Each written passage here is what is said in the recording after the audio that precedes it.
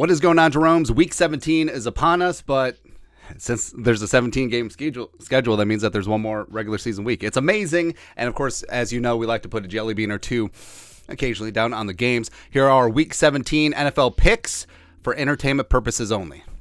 Absolutely. First up, in the Who Gives Bowl, I got the Cardinals at the Falcons. J.J. Watt, second to last NFL game. Atlanta's favored by 3 here. I don't know. I mean, Colt McCoy is going to be back. I honestly do not care about this game at all. I guess we'll take the 3 points just because of the J.J.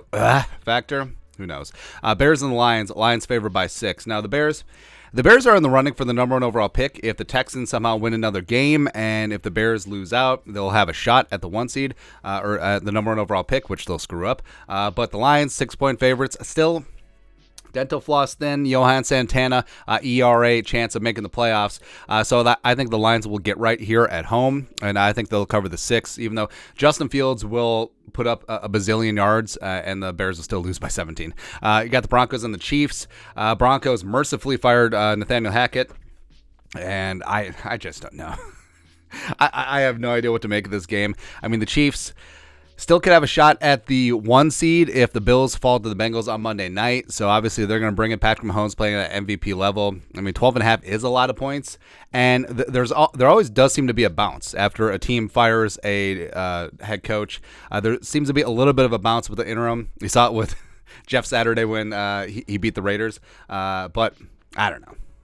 I mean, 12.5 is a lot, but at Arrowhead, yeah, give me the Chiefs. I think they'll win by 14, 17, somewhere in there. Dolphins and the Patriots. So Tua is going to be out because he was concussed, and they left him in, and they threw 3 picks, and he blew the game against the Packers. Whatever. But Teddy B is going to be in the building. He's going to be starting against the Patriots. Patriots can't score. I mean, Mac Jones has just been garbaggio. It's a debacle on the offensive side of the ball. Patriots defense still really good. But this ain't your dad's Patriots team. Certainly isn't. Dolphins getting 2.5 here. Season is on the line. They've lost 4 games in a row. I don't know if they win, but I think this is close. I'm going to take the points in this spot. Colts and the Giants. G-Men hanging on to some playoff hopes of their own. They're 5.5-point favorites against the Colts. The Colts are just a mess. They're just an absolute mess, and mercifully the season is going to end. But I think the Giants come home. I think they get it done. I think they win by 10. Saints and the Eagles. So it's up in the air whether Jalen Hurts is going to start. I think he's trending towards starting. But the Saints still have an outside shot of winning the NFC South. I think they are motivated. I think their win in Cleveland last week could give them a little bit of momentum. But this is mainly wishful thinking. I mean, I would love for the Saints to win because obviously if the Saints lose and then the Vikings win, got a shot at the 1 seed. Head into Week 18. We'll love to see it. Panthers and Bucks. Bucks are favored by a touchdown or field goal. I'm taking the Panthers all day, man. The Panthers just whooped the Lions' ass, and they're playing some good ball right now. Donta Foreman running for a bazillion yards, and the Bucks don't deserve to win this division. They really don't. I love the story of Carolina. I love Steve Wilkes. He's getting these guys to play hard and fast, so they're getting after. Give me the field goal in this spot. Also, the Panthers already won up in the head-to-head this season. Browns and the Commies. Another Who Gives a Poop Bowl. Carson Wentz, it looks like he's going to be starting. Whatever. Jaguars and the Texans. So the Jaguars actually don't need this game because it's going to come down to Week 18, Jaguars hosting the Titans anyway. So, I mean, this could be a spot where Jacksonville just sort of takes their foot off the gas. Sort of is what it is, even though Doug Peterson has always said that you play to win the game. But Houston's been tough. I mean, Houston beat Tennessee last week, and they went to overtime against Kansas City. They almost beat the Cowboys, and they had a close game against the Eagles. I mean, I'm going to take the Texans at home with the points. I think the Jaguars, this might be a trap game for them as they're looking ahead to the showdown with the Titans. They got the Niners and Raiders. Ugh. I mean, obviously it would be nice if the Niners lost to the Raiders, but the Raiders, maybe the Raiders are playing to win because they benched Derek Carr for Jarrett Stidham, but they did lose Denzel Perryman. They did lose Chandler Jones, and the Niners are looking like one of the best teams in the football right now. So obviously, it'd be nice if the Vikings win, the Niners lose, the Vikings clinch the 2 seed, but 9.5. Now, I actually think the Raiders play with a little pride. I'm not saying that they win, but I think they cover the 9.5, even though the Raiders don't have a home field advantage. I mean, that stadium Legion Field is going to be a lot of red. Jets and Seahawks. Jets are favored by 1.5. Mike White is back in the building.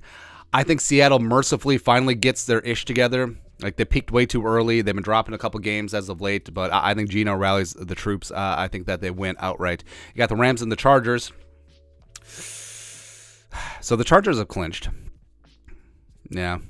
The Rams are sort of whatever at this point, even though they put the bank thing on the Broncos. But, I mean, they're kind of spicy right now. And maybe the Chargers, they sort of have that emotional letdown after they already clinched that playoff spot. First time that Justin Herbert's going to the dance. So I'm going to take the 6.5 here.